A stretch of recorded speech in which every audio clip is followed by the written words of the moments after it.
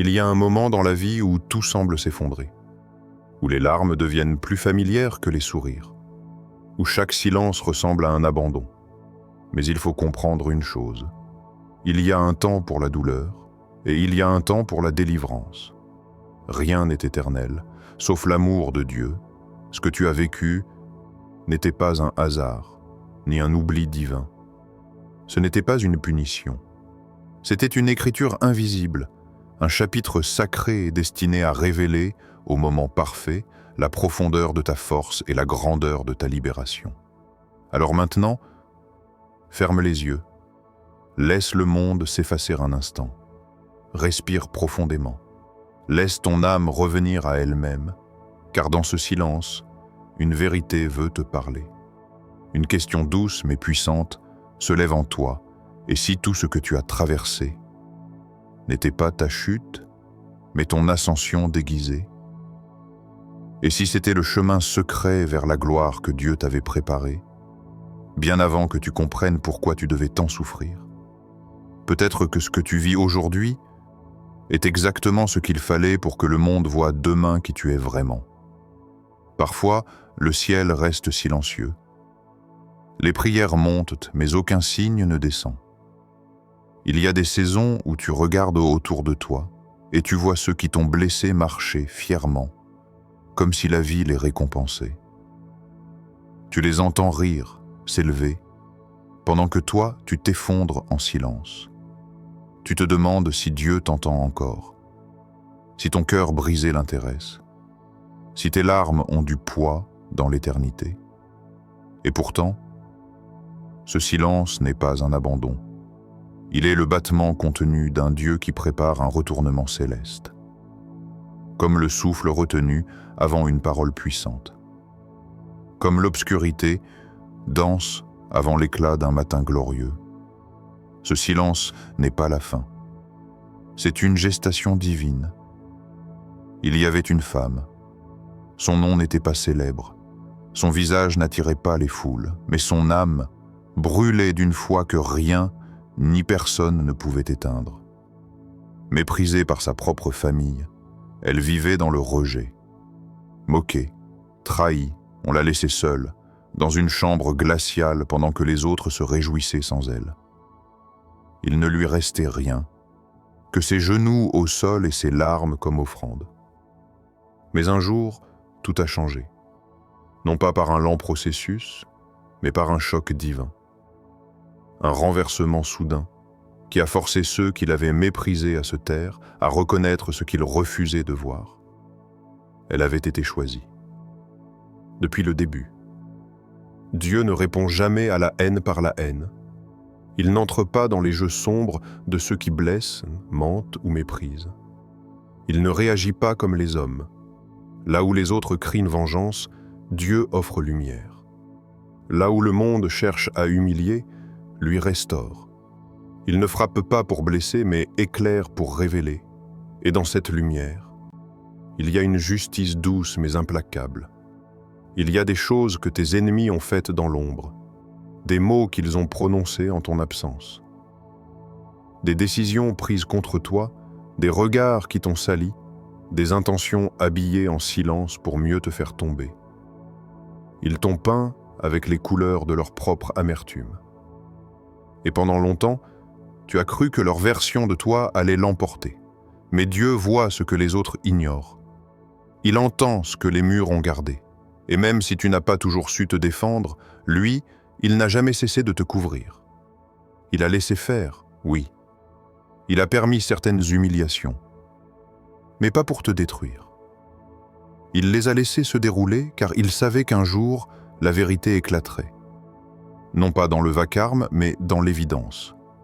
Il ne va pas exposer tes ennemis pour les écraser. Il n'a pas besoin de ça. Il va simplement montrer qui tu es vraiment. Il va révéler ce qu'ils ont tenté de cacher, ta dignité, ta valeur, ta lumière. Et ce jour-là, personne ne pourra dire qu'il ne savait pas. Parce que ce que Dieu expose, il le fait sans appel. Il ne dévoile pas pour détruire des réputations, mais pour restaurer des vérités. Tu n'auras pas besoin de te venger.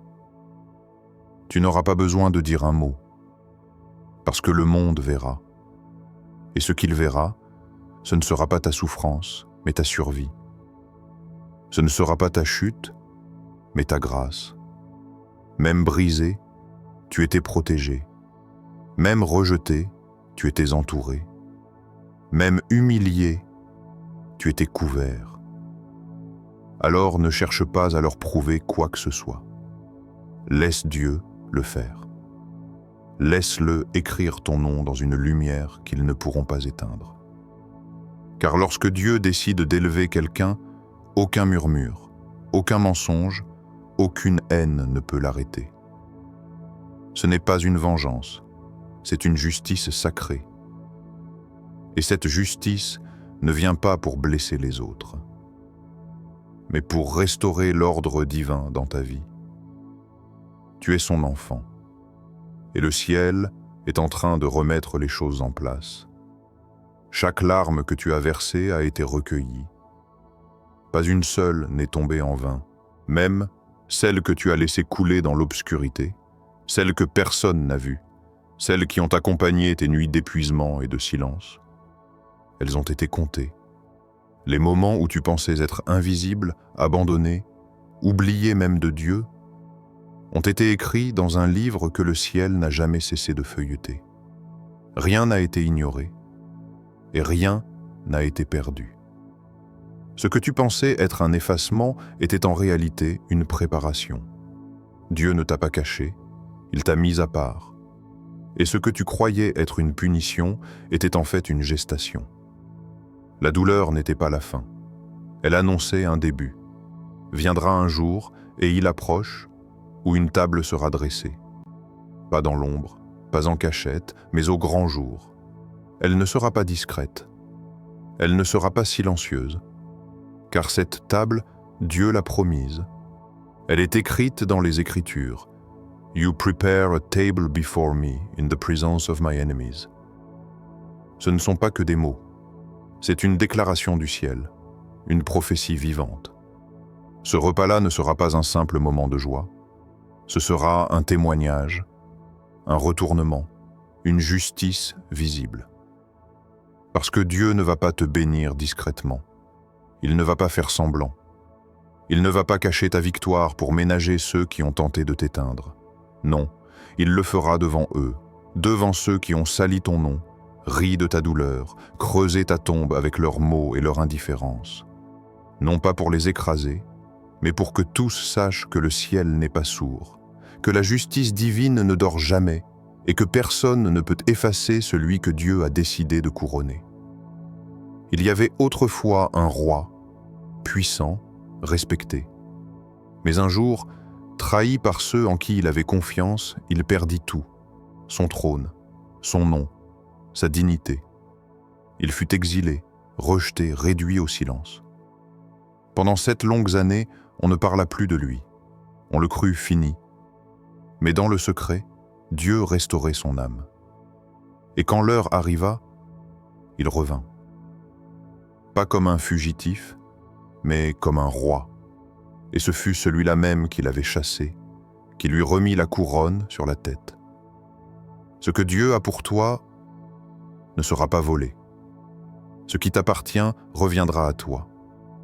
Et ce retour ne sera pas ordinaire. Il portera la marque de la gloire. Prépare-toi à célébrer. Prépare-toi à te relever sans honte, car la saison de la moquerie est terminée, et l'heure de la reconnaissance divine est arrivée. L'élévation vient. Elle est déjà en mouvement, même si tu ne la vois pas encore. Ce que Dieu prépare pour toi dépasse tout ce que tu as perdu. La reconnaissance que le ciel est sur le point de libérer dans ta vie sera évidente, visible, indiscutable. Mais avant qu'elle ne t'atteigne pleinement, Dieu te murmure une chose, une seule, essentielle. Que ton cœur ne devienne pas ce que tes ennemis ont été. Parce que la blessure peut te transformer. Le rejet peut durcir l'âme. L'injustice peut engendrer la froideur, et sans même t'en rendre compte, ce que tu as subi peut s'inscrire en toi au point de te déformer. Tu as été blessé, oui, méprisé, peut-être même détruit en silence. Mais tu n'as pas été créé pour devenir le reflet de ceux qui t'ont piétiné. Dieu t'élève pour une autre raison. Pas pour écraser, pas pour exposer avec arrogance, pas pour renvoyer le mal. Il t'élève pour aimer d'un niveau plus haut. Il te donne la victoire, non pas pour rappeler à tes ennemis ce qu'ils ont fait, mais pour montrer à tous ce que son amour peut faire. Ce n'est pas une démonstration de force. C'est une démonstration de grâce. Parce qu'en vérité, ta victoire sera puissante, mais ton pardon sera encore plus grand. Tu auras l'occasion de rabaisser ceux qui t'ont blessé.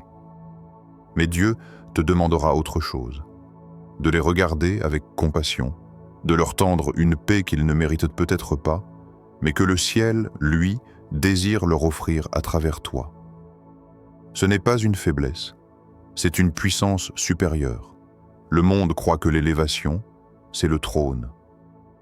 Mais dans le royaume de Dieu, l'élévation, c'est le cœur qui reste pur malgré les trahisons. C'est l'âme qui continue de bénir, même après avoir été maudite. C'est la bouche qui choisit le silence, alors qu'elle aurait toutes les raisons de crier vengeance. Ton plus grand témoignage ne sera pas ta réussite. Ce sera la lumière que tu dégageras, même dans ton triomphe. Ce sera cette paix intérieure que rien ni personne ne pourra salir. Tu n'as pas besoin de devenir comme eux. Parce que toi, tu as été façonné par une autre main, tu as été protégé par une autre force, et tu es maintenant porté par un autre souffle.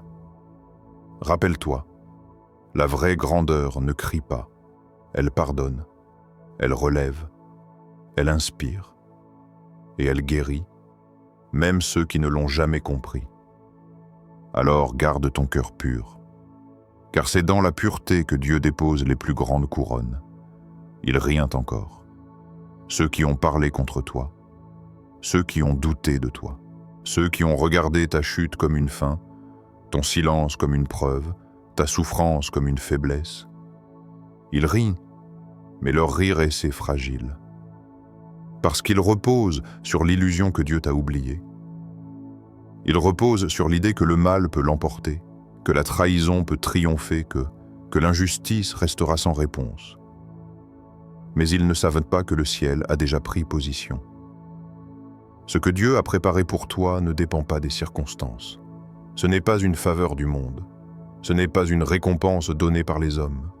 C'est une promesse éternelle, scellée bien avant que les attaques n'existent, bien avant que les regards méprisants ne t'entourent, bien avant que ton nom ne soit sali. Ce qu'il a décidé, aucun homme, aucune haine, aucune arme levée contre toi ne peut l'annuler. C'est gravé dans les hauteurs, et ce qui est écrit là-haut se manifestera ici-bas. Tu n'as jamais été oublié. Tu n'as jamais été abandonné. Même quand tu pensais être seul, tu étais simplement caché, mis à part, préservé dans un lieu invisible pour être formé loin des projecteurs. Et maintenant, après tout ce silence, après toute cette douleur, c'est ton tour. Le temps d'attente est révolu. L'heure du dévoilement est arrivée. Prépare-toi. Pas à te justifier, mais à danser, à briller, à sourire sans peur. Car le ciel ne t'a pas seulement entendu. Le ciel te célèbre déjà. Il y aura des regards confus, des silences lourds, des gens qui ne comprendront pas comment tu es arrivé là. Mais ce ne sera pas toi qu'ils devront comprendre. Ce sera Dieu qu'ils devront reconnaître.